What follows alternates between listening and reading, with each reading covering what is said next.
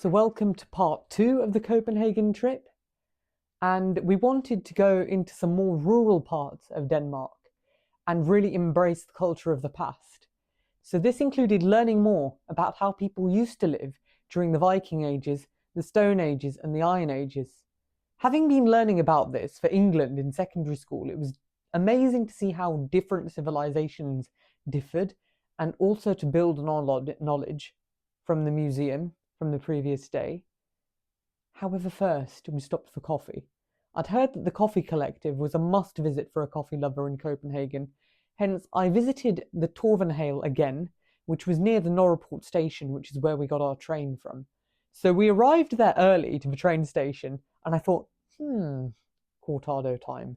So I grabbed the cortado, which had this lovely acidity to it and beautiful tasting notes. I'll be talking more about the specifics of all the coffee I had in a separate video, which will be coming next week.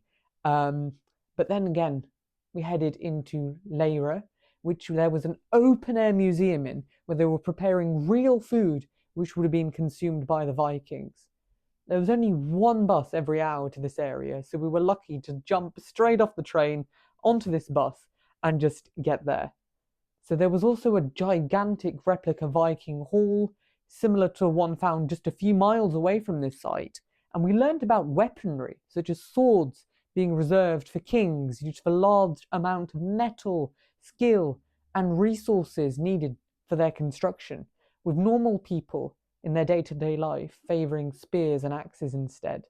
So as well as the beautiful grounds that were absolutely gigantic, they had like pottery demonstrations, garment demonstrations, and textile manufacturing demonstrations using these large wooden looms. So I found it amazing how different colours would be extracted from different plants, and different properties of wool and plant-based threads would be used for different purposes, and they really made use of the resources that they had. For lunch, they also stuck to traditional foods from the periods of time, such as bulgur wheat salad, which I had for lunch, which was delicious. I enjoyed having a lovely stroll next to the lakes too, and finding this wooden bowling area and how different crops were grown for agriculture and how different regions differed in what they grew as well. And after this, we took the train one step down to Roskilde, where currently, whilst I edit the video, so whilst I'm filming this, the Roskilde Festival is going on, which I wish I could have been there for. So Roskilde is actually the old capital of Denmark and was the capital city before Copenhagen until 1443. So I grabbed some coffee from Roskilde as well, from Mork, which is in the Arty district, where there's like shipping containers which have been converted into a range of different shops, including a musical instrument practice room. They also had their own roaster in this coffee shop and had the initiative of turning the remains from the coffee extraction into their own fizzy drink, which is incredible for reducing waste and making a tasty product from. Again, I'll be speaking about all of this in the coffee video coming out next week. Sadly, I didn't try this fizzy drink, but my friend did, as we sat outside and enjoyed the weather. Roskilde is known for its cathedral, which is a UNESCO World Heritage Site, and rightfully so, as it was grand and beautiful with its dual spires, arguably having one of the nicest, warmest sounding organs I've ever heard, and also an intricately sculpted interior on the inside. We had dinner at an incredible independent Italian restaurant named Disotto, where they had a copper pizza oven, and the pizza was incredibly tasty. The next day I wanted to do some cycling and experience some of Copenhagen's cycling lanes, arguably one of the best ways to travel through the city, and it was amazing to see how the wheel locks on the bikes too. And I feel like the UK should learn some lessons about making bikes more publicly available. I know there used to be more initiatives about that, but unfortunately they shut down due to people misusing them. So on the bike, I headed to Pass Normal Studios to speak to some other cyclists. What can I say? Even with the knee injury, I've been missing the cycling community. So I had a lovely chat with some people from Germany who were riding through, and honestly, I just felt so inspired. So when the knee heals, I would love to do some riding around the world and experience countries from the saddle. I did pick up some gloves that I really liked the feel and build quality of from Pas Normal Studios before heading to Anderson and Maillard, which again had their own coffee roaster and a Sinesso espresso machine, which was an absolute powerhouse to see. They wake up at 3 in the morning just to make their bread and croissants so people can enjoy them. Their bread and cheese was a perfect accompaniment to my coffee, and there were so many options of bread to choose from.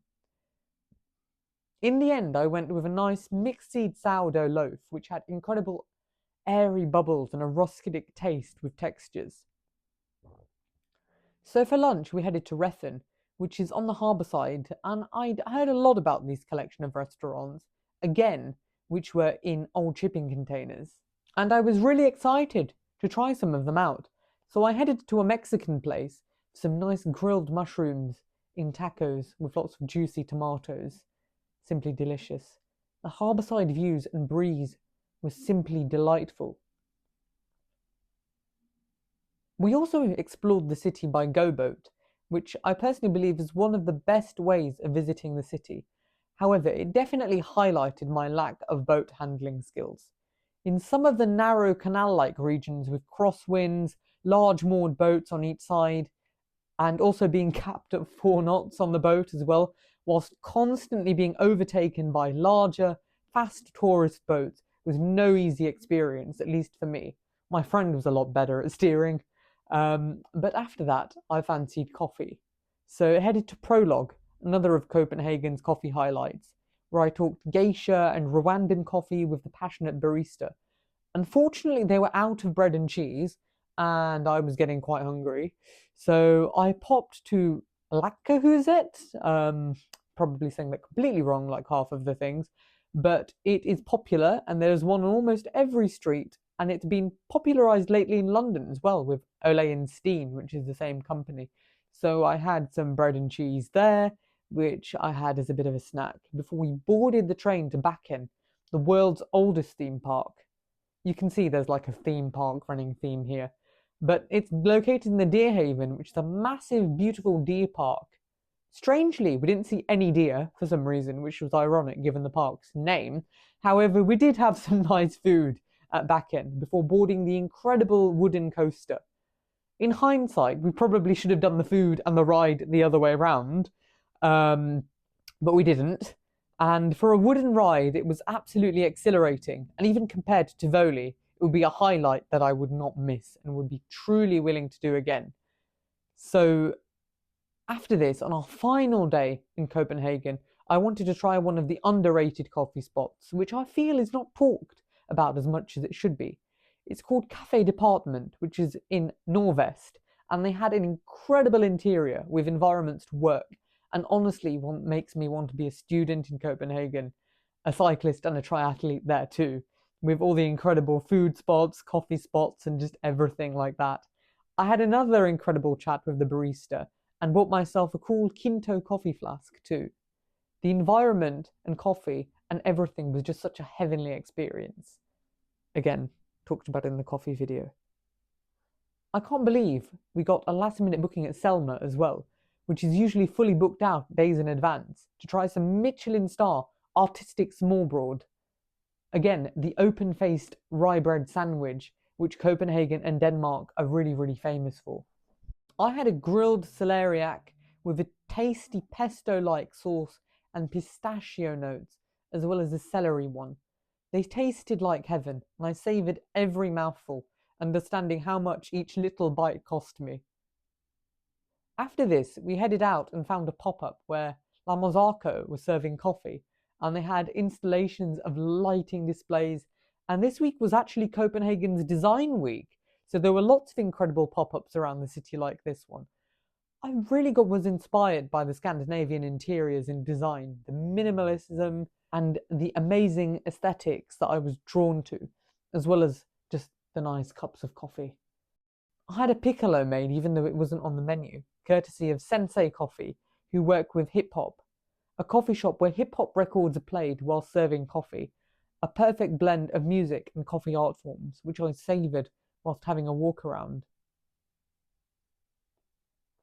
And that is the end of the Copenhagen vlogs, apart from the coffee video coming soon. And I hope it has inspired you to give these amazing places a visit.